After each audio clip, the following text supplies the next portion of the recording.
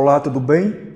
Eu sou o Frank, professor da Escola Bíblica para Adolescentes na 5ª Igreja Presbiteriana em Montes Claros. Sejam todos muito bem-vindos à nossa aula virtual de hoje. Você assistiu o vídeo passado? Se não, volta lá e assiste a aula, porque na aula passada nós vimos uma das histórias mais bonitas e emocionantes de toda a narrativa bíblica. Nós estamos estudando sobre a história de José e hoje nós daremos então a conclusão dessa história que tem aquecido os nossos corações. Vamos lá dar continuidade à nossa aula? Então agora é importante você pegar a sua Bíblia.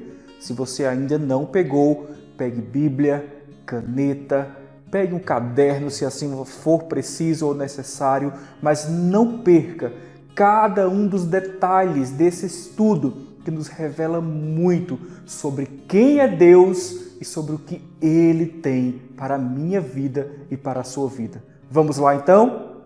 Na aula passada, nós vimos que José foi preso e mesmo na prisão, Deus usou José para interpretar os sonhos dos 2 funcionários de Faraó que estavam também detidos. Posteriormente, Deus usa José para trazer a interpretação do sonho de Faraó. E depois, Deus começa a cumprir aquilo que ele havia falado através de José, interpretando os sonhos de Faraó. Vieram então os 7 anos de seca, 7 anos de muita fome. E a fome e a seca chegou até a região onde morava Jacó e os seus filhos, a família de José. E hoje nós vamos ver a partir do capítulo de número 42 como se deu o encontro, um encontro muito emocionante de José e os seus irmãos. Lembrando, foram esses os irmãos que venderam José como escravo para o Egito. Então, abra em Gênesis 42 e vamos ver essa parte tão bela da história de José. A fome chega na região de Canaã. A fome tão severa. E todas as demais regiões e as nações da terra iam até o Egito para comprar alimentos. Isso mesmo, da forma que o Senhor deu a estratégia a José, o Egito estava abastecido. Ele guardou alimentos durante 7 anos de bonança.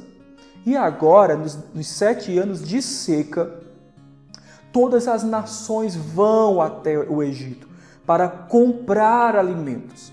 E não foi diferente com a família de Jacó. A partir do capítulo de número 42 de Gênesis, nós vamos vendo então a necessidade urgente de comprar alimentos e os irmãos de José saem da terra de Canaã, descem até o Egito para comprar mantimentos. Chegando lá, eles se deparam com quem? Com José. E o texto nos diz que eles se prostraram, pedindo encarecidamente para comprarem alimentos. Algo interessante que o texto nos diz que os irmãos de José não reconheceram José, não perceberam que era o irmão dele, mas José sim. José, ao ver os seus irmãos, percebe, identifica que eram os seus irmãos hebreus. Então, a partir do capítulo de número 43 e 44 de Gênesis, nós vemos a saga de idas e vindas da família de José até Canaã. Iam comunicar que o líder, o governador do Egito, pedia provas de que eles não estavam mentindo. Ele pediu para conhecer o irmão mais jovem, o irmão mais novo. E eles levavam essas informações ao seu pai Jacó e traziam de volta para comprar alimentos que só encontravam no Egito. E cada ida e volta que eles faziam, eles se encontravam pessoalmente com José, que agora era o líder, o governador, mas eles não sabiam que era o irmão deles. Finalmente, no capítulo de número 45 de Gênesis, José não segura mais o seu segredo. Ele pede para que todos que estavam presentes naquela sala saíssem e ficassem somente ele e os seus irmãos. E no momento de profunda cura, de profunda restauração, de perdão, José chora copiosamente. O texto diz que José chorou muito e revelou: sou eu, José, aos seus irmãos. E eles ficaram tão atônitos, tão perplexos, tão surpresos que perderam até a fala. Quando José perguntou por seu pai Jacó, eles não responderam nada, diante da perplexidade do que eles estavam presenciando. Eles achavam que o seu irmão nunca mais seria visto por eles. Eles venderam seu irmão, mentiram para o seu pai Jacó, dizendo que ele havia sido morto por um animal selvagem.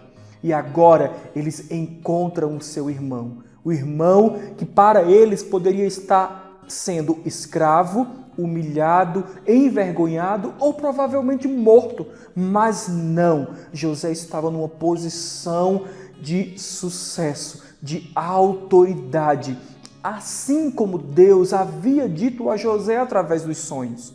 Mas os seus irmãos, com inveja de José, não conseguiram administrar, processar a vontade de Deus através da vida de José. E assim nós podemos extrair para nós nessa história lições riquíssimas, preciosas para os nossos corações. Anote aí, primeiro lugar, o perdão. Todos nós encaramos pessoas que nos ferem. Todos nós, vez ou outra, passamos por situações, seja no contexto familiar, seja no contexto de trabalho, seja na igreja, seja em qualquer situação. Alguém um dia vai nos ferir ou vamos ferir alguém. E nós vamos guardar esta mágoa, vamos sentir esta dor ou vamos perdoar. O perdão é um dos valores cristãos. E precisamos exercê-lo diante dos malfeitores, daqueles que nos perseguem ou daqueles que nos feriram. Precisamos reconhecer a necessidade de perdoar, de liberar perdão para alguém. Então, se hoje você está passando por essa situação, se ajoelhe, ore, peça ao Senhor, ao Espírito Santo, que te ajude, que nos ajude a perdoarmos, entendendo o perdão que recebemos. Não somos dignos da salvação, não somos dignos de sermos aceitos por Deus diante de tantos erros cometidos, mas Deus, através de Cristo Jesus e da sua obra, nos perdoa. Somos reconciliados. Tão grande perdão recebemos, devemos também expressar o amor de Deus através do perdão para aqueles que nos feriram. José perdoou, chorou, passou pela dor, passou pelo processo de cura, mas ele abraçou os seus irmãos, ele perdoou. E isso nós também devemos fazer. Segundo aprendizado dessa lição de José que nós podemos perceber nessa lição, Deus é fiel. Ele cumpre aquilo que ele falou. Isso mesmo, Deus falou para José tudo o que iria realizar. Deus cumpriu, mesmo que naquele momento em que Deus falou, parecia algo que não iria acontecer, que não havia possibilidade alguma e a situação só piorava. José, então, foi vendido como escravo e mesmo assim, diante da situação mais contraditória possível, Deus é capaz de fazer cumprir as promessas dele sobre os seus filhos. Portanto, se você está passando por uma situação difícil, de luta, de incertezas, traga à memória as promessas de Deus para a sua vida. Temos muitas na palavra de Deus, temos muitas promessas para nós e temos a certeza que Deus cumpre cada uma delas, assim como Ele cumpriu na vida de José. Deus falou que ele seria erguido como uma posição de autoridade e que a sua família se inclinaria, se prostraria em reverência à autoridade de José. E assim Deus fez. Deus cumpre as promessas. Ele é fiel. Descanse na fidelidade de Deus. Possamos falar e evangelizar a nossa própria alma quando as situações parecerem contrárias. O Senhor é fiel. Ele cumprirá as suas promessas. Terceira coisa que nós podemos perceber nessa lição. Deus cuidou para que a nação de Israel, a descendência de Abraão, não fosse morta pela fome. Deus usou a vida de José numa situação difícil, de fome, de morte em muitas regiões naquele lugar. Mas Deus levantou José como um canal usado numa posição estrategicamente necessária para que a família de Israel, Judá, Israel, os seus irmãos dessem continuidade, porque o Senhor havia falado que dessa descendência viria aquele que esmagará a cabeça da serpente, ou seja, viria da família de Abraão, Isaque, Jacó, aquele que reinará e que reina e que vive, Jesus Cristo, nosso Senhor. Veio em carne, veio como homem, nasceu desta linhagem e para que essa promessa de Deus fosse cumprida, Deus preparou José e toda essa situação para que essa família não morresse de fome. Olha que Deus maravilhoso! Olha como Deus sabe orquestrar e organizar cada peça, cada detalhe no decorrer da história para que tudo culmine, conclua da forma que Deus planejou. Ele faz como lhe apraz. Ele é aquele que traz a existência, que cumpre, que orquestra, que traz a realidade para cumprir os propósitos dele, como ele havia dito. Que maravilha! Deus é um Deus que tem planos. Deus é um Deus que tem propósitos para minha, para a sua vida, para os seus amados, para a igreja do Senhor. Glória a Deus por isso, que Ele mesmo cumprirá cada um dos seus propósitos para nós. E assim nós encerramos a nossa aula sobre a vida de José.